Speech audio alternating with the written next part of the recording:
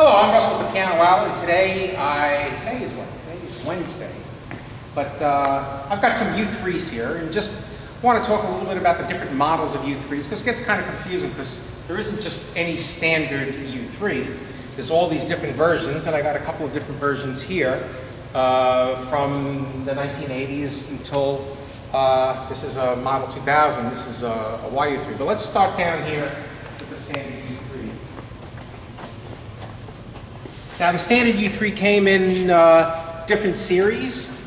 You'll see many times U3 advertises U3H. U3Hs are early 70s. I don't recommend buying anything earlier than that. I don't even recommend buying the U3H because the materials that they use in those pianos, like adhesives and threads on some of the parts, they're all organic, so they have a tendency, well, not a tendency, they do. They deteriorate and rot, and you got to replace them.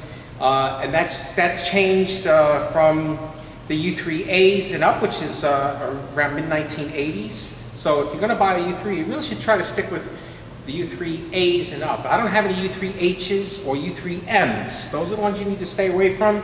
Or you have to do a lot of replacing of certain parts. And especially the parts are called the butt flanges. They have these little threads on them and a spring attached, and it helps the piano repeat better. But on the U3Hs and U3Ms, they're all always broken because they're made out of cotton. But from the U3As and up, which is 1980s and up, mid-1980s, they are nylon, so you don't have to replace them all. Now, if you get a U3H or U3M and you have to replace them, it's usually going to cost you maybe about $500 to $600 to replace them, so you might as well just get a newer piano to start with. But anyway, so U3s from mid-1980s and up are really called U30s. So this is your standard Yamaha U3, mid-1980s. The standard piano, the way it's designed, the way the floorboard comes down, the architecture that you see here. On the back here, you see it's got posts. It's got the standard 4 posts. So the next model that we're going to look at, I'm going to come back around here. We're going to look at it, see what we have. We have a UX3. So the UX3 is very much the same as the U3. A couple of little differences, okay? One difference is that instead of the blue pins, these dark pins here are called blue pins because they're dark, they're kind of bluish.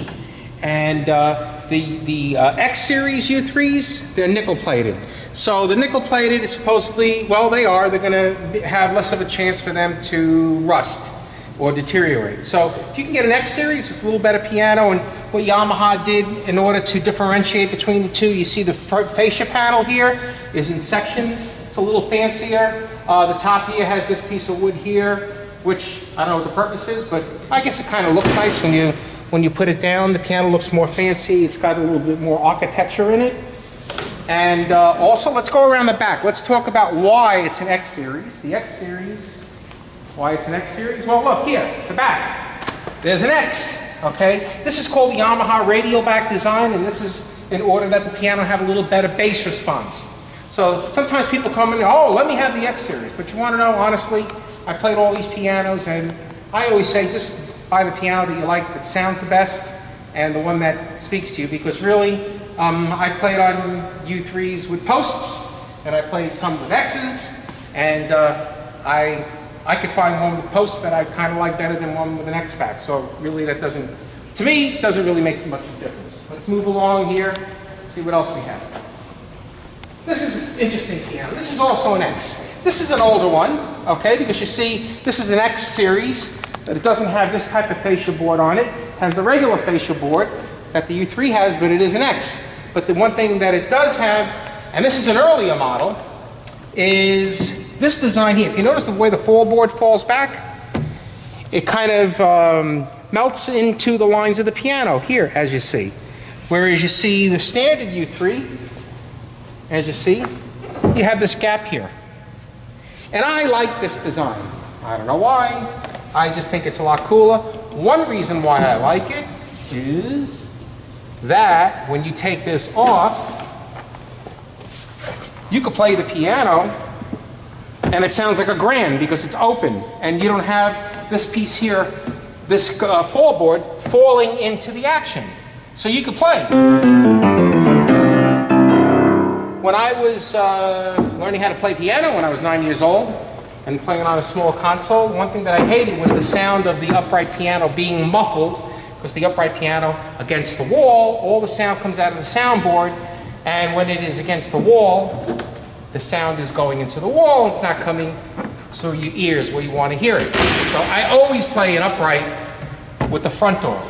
Now this is pretty neat. This is an early 1980s X series, but now here's this is a 2000 model. This is a current model Yamaha YU3.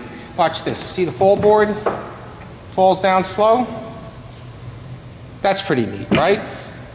Nickel-plated pins. It's got a little piece of molding here, which is pretty nice, and piano is just very beautiful. Has a great sound. But look at the way the floorboard is. Very, very simple, similar to the older X series. See here? The way it falls and leans against the front. Something that I really like. And it's got a great sound. You listen to it.